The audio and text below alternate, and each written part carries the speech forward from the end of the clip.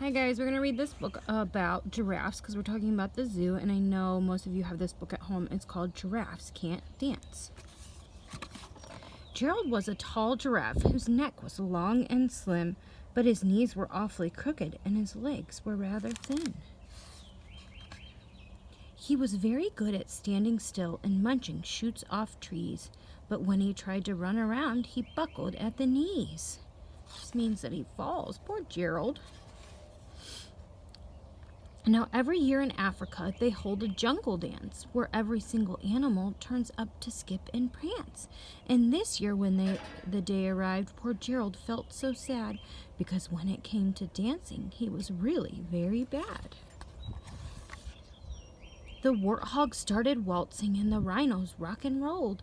The lions danced a tango that was elegant and bold. The chimps all did a cha-cha with a very Latin feel, and 8 baboons then teamed up for a splendid Scottish reel. Gerald swallowed bravely as he walked toward the floor, but the lions saw him coming and they soon began to roar. "Hey, look at clumsy Gerald!" The animals all sneered. "Giraffes can't dance, you silly fool. Oh, Gerald, you're so weird." It's not very nice. Not being kind to others for sure. Gerald simply froze up. He was rooted at the spot. "They're right," he thought. "I'm useless.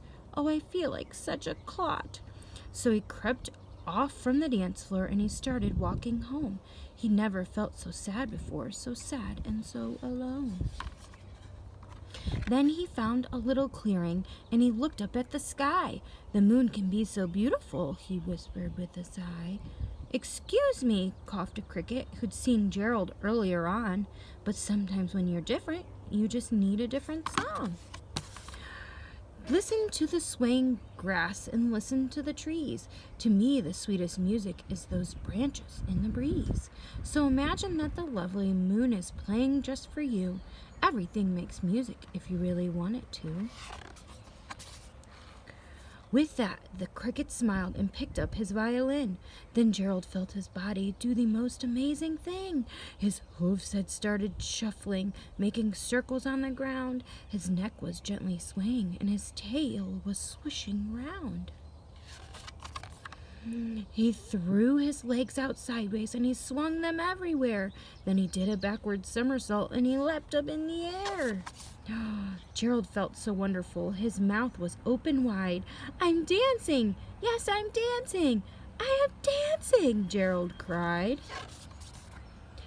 Then, one by one, each animal who'd been there at the dance arrived while Gerald boogied on and watched him quite entranced. They shouted, "It's a miracle! We must be in a dream! Gerald's the best dancer that we've ever seen!" "How did you learn to dance like that? Please, Gerald, tell us how." But Gerald simply twirled around and finished with a bow. Then he raised his head and looked up at the moon and stars above. "We all can dance," he said, "when we find music that we love." What a great story.